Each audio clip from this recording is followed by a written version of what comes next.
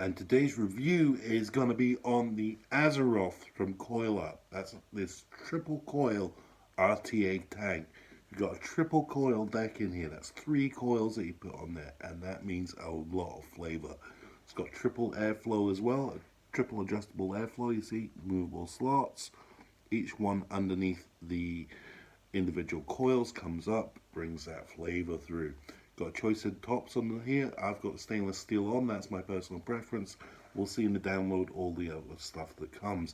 You also get a choice of decks on this, so it's the triple coil is the big selling point on this, and to be honest, that's the reason that you would get it. But you do get a choice. There is also a velocity style deck available as well. It comes with it in the kit. It's a very good little tank, does the job very well. We're going to have a look at what makes it up, all the different components, and we're going to go through a build and a wick on this thing. So we'll get it all up, taken down, stripped down, have a look at it, see all the parts, and then we'll do a build on it, and then we'll have a nice vape.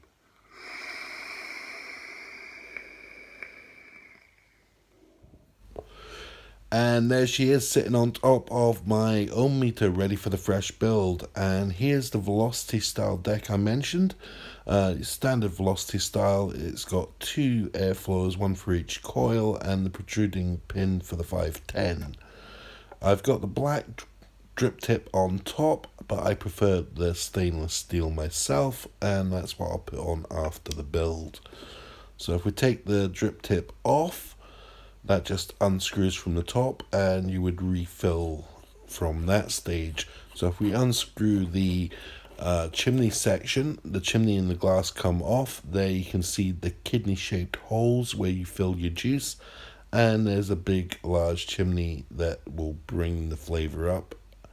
And once again, there's the top. You do get replacement glass in the box.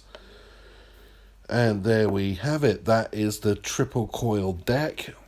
It does look a bit daunting the first time you see it, but that will change. So if we unscrew that from the base section, you'll be able to see that this too has the protruding pin and the triple airflow, one for each coil. So there we can see them. And there's the pin. And in the base unit, you'll see there's the hole for the pin that goes down and the triple airflow from the bottom. It adjusts each way and it locks off. So if we pop it back in and screw it down nice and tight. So the coils that I'm going to be using today are 22 gauge Canthol 6 wrap coils that I've made myself. Here we go, here's one of them. Ignore that bend in there, we'll get that sorted out when we do the build. Now when you actually want to install these, you need to cut them really short, just like this. The post holes are really low for this. There's not a lot of space for to drop your coils in, and you need to pre-cut them because there's no overhang. So we just get this one mounted in here. It is a bit of a tight squeeze getting it in. I find it easier once you've got them in place. Hold it in place with one thumb, then grab your Allen key and tighten them up.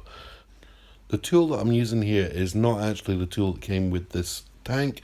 I got it with a different device, but I like it with the long Allen key section on there. It's quite useful for when I've got a deck on my own meter. Gives that extra space to work with.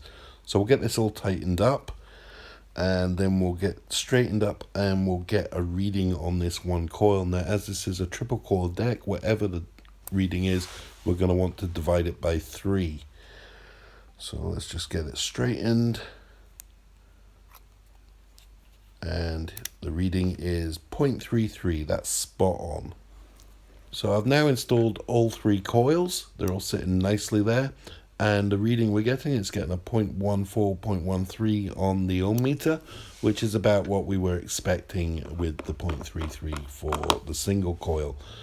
And what we need to do next is get these heated up and make sure they're okay. So I'm just going to bang this onto my RX 200.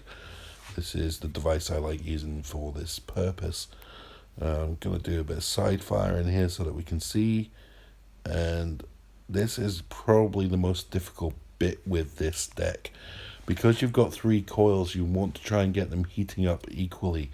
and this is can be a bit fiddly if you've got one coil heating and the other two not.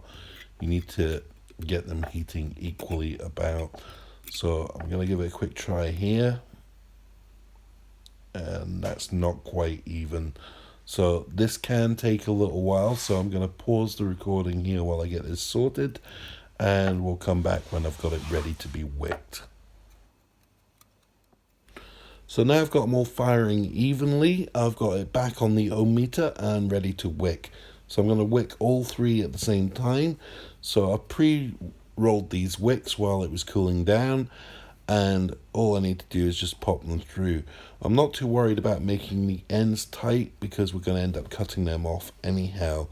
Once again, I'm using the cotton pads. I do find them easier to prepare and get ready, and these ones are nice and fluffy, so they work very well. So here's the second coil, the second wick going through the coil, and that's going to sit nicely as well. We'll just pull it through, and now we've just got one left to go. Now when it comes to cutting these, we're going to aim to cut them about level with the bottom of the deck, where the deck joins the airflow section. That's where we want to be cutting our cotton. So once I've got this one in, we'll get our scissors and make our cut. So we want to cut our wicks at the point where they are just there, just where it's at the base of the deck section and the base section, the airflow section. So we just want to cut them so they're level with that join there. So there we go for the first one, and if we just have a quick look underneath the wicks, you can see there's the hole that the wicks are going to fit down. That's the juice hole. So we'll do the same for the next one, and like I say, not worried about where I had to tighten the wicks to get them through, because we're cutting that bit of the wick off. So here we go, that's the next one cut. Once again, about the same length, and that's about right as well. So one more to go, and again, level it off at the same point and make our cut.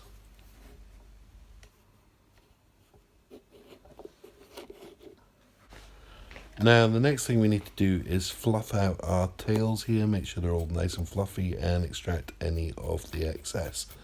The way I do this is just with my tweezers, just run them along, and they'll pick up any of the excess cotton that's coming out. It also loosens up any tightening that's gone on. You want it as fluffy as possible. The more air pockets you can put into your tails, the more it's going to wick and juice well, or bring the juice up. Don't worry too much about overwicking. Overwicking is the biggest problem that you'll have with tanks like this. If you've got too much wick in there, you're just not going to be able to get any of the juice coming up. So light and fluffy is what we go for. So fluff them all out, get rid of any of the excess, and quite a bit coming off that one. See, and once again, using the tweezers to do that. You don't want to tug too hard. You don't want to use the scissors again, or you get a sharp edge on the cotton. You'd rather have a fluffy edge. So there we go. There's that one nearly done. That looks good to me. And on to the final one. So with this, it's everything you've got to do one more time than if you're doing on a standard velocity style deck, just because of that extra coil. So it does take that a little bit longer, but it's worthwhile in the end for that extra flavor. So let's just get the excess off this one, and then we can fold it in to the juice hole. So just poke it all in. You want to get all the cotton poked in and down that hole, and it will all pop in there.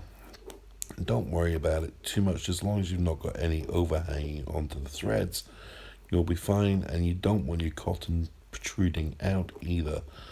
You can poke your tweezers through and just loosen it up a bit once it's in there, and we'll do the same on the other ones. And with that point that we picked out to cut the wicks, so just at that joint, it means that they're sitting absolutely perfectly in the juice well. So there's plenty of cotton down there. And here we go, on to the last one. So that's all tucked in nice and neatly there. So we'll just give it a little bit of a tidy, make sure everything's in place. And that looks ready to go. So we need to take that off the ohm meter. Unfortunately, I can't fire on my ohm meter. It doesn't have that function. So back onto the RX 200 with this. And the last thing that we're going to have to do is juice up these coils, get them all primed, ready to go. So I'll just get a bit of juice, and what I do is juice up the coils, juice up the wicks, and then do a fire. So once you've got some juice on your coils, you just want to do a burst fire. That's just to heat up the coils, and it will absorb the juice into the wicks, so it helps get them started. You don't want to burn too long on this. You just want to get a little burst like that, and then juice it again. So juicing it up again, and we'll just do another burst fire. Here we go. And yeah, that's a nice burst that's coming off that. That's going to vape well. Last thing to do is juice up the juice wells. So you got the 3 juice wells where we put the cotton. Just want to put a bit of juice in each of them, just a little drop, just to wet the tips of the wicks, just to get you started. And then we'll put the tank back together. So now that's all juiced up. That looks good to me. So we'll put the chimney section and glass back on, and once that's all screwed in, we'll be able to fill the tank with the juice. So there we go, all nice and tight, and just pour the juice into the nice big kidney juice wells, fill the tank up so she's ready, and yeah, there she goes. She fills nice and quick.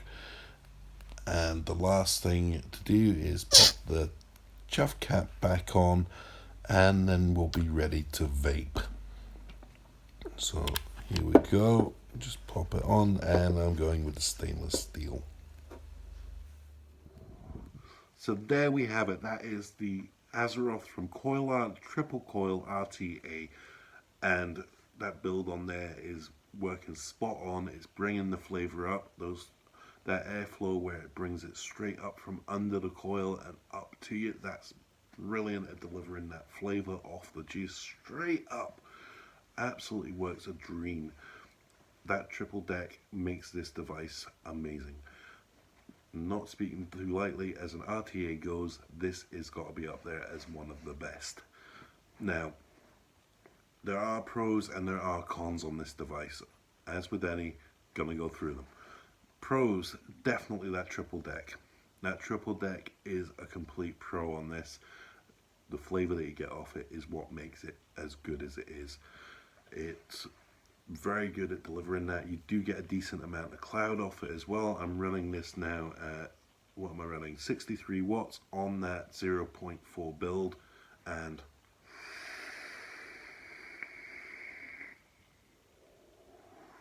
that's a pretty decent amount of cloud that we're getting out from that. But it's not a cloud chasing device, it's definitely a flavor chaser, and if you are a flavor chaser, I can recommend this big time for you. There are also a few cons on it. Well, I'll finish the pros first. Another pro is the price point on this. It is only about 15 to 20 pounds to pick one of these up at the moment. That's because it has been around for a while. It's not a brand new RTA. It has been out for a little while, so you're going to get a discount on it. And I'd recommend going and get one. It's not an expensive device, and it does deliver what it says it will. Now to the cons. There are a few cons with this device. The triple coil deck, I hate to say it, is also a con. Because it is so tight in there with the chimney section, with the 3 coils all on the one deck, it does limit the amount of space you've got to work with. The holes for the coils to sit in are very shallow, and you have to get your coil cut right from the legs. You've got to level them all off, and trying to get them all firing together, it can be really awkward. when I was doing the download, I had to stop it. It was taking too long to do it on camera, and it took me another 10 minutes to do it off camera. So it does take a little while to actually get that sorted. That's just one of the side effects of having a triple coil, so it is a bit of a con because it does take longer to set up. But if you want to be perfection with it, it does take time, and it will take time with any other deck. Some decks not so much, but with the triple coil, you've got an extra coil to build in there, so it's going to take a bit longer. That is a bit of a con. Another con is the drip tip. There are two choices that come with it. You've got the black, sort of plasticky one, and you've got the stainless steel, which is the one that I prefer. But you can't put your own on here. It's not 510 compatible. It's not 810 compatible, so you can't use your Goon Trips, your Goons, or your Kennedys, or any of those big 810s. You're stuck with what it comes with, which is a limitation. What it comes with is not bad, but if you want a bit more choice, it's not going to happen. If you've got a purple mod and you want a purple drip tip, it's not going to happen. Unfortunately, that's what you're left with on that one. So that is a bit of a con on that one. Other than that, overall, it's a good little tank. Highly recommend it for those flavor chasers out there. If you're more about the aesthetics, or you're more about the matchy with the mods, or more about the cloud chasing, maybe not the device for you, although it does put out a fairly decent cloud. Overall, I'll give this a thumbs up, and it is a good one.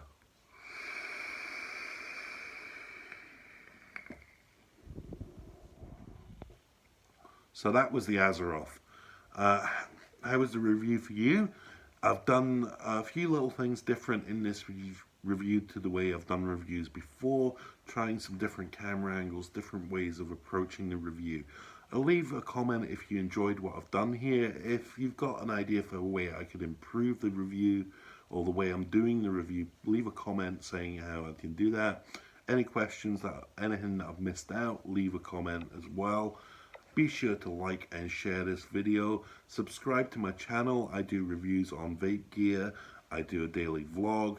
I do a few other things as well. There's more videos coming to the channel, constant content uploading.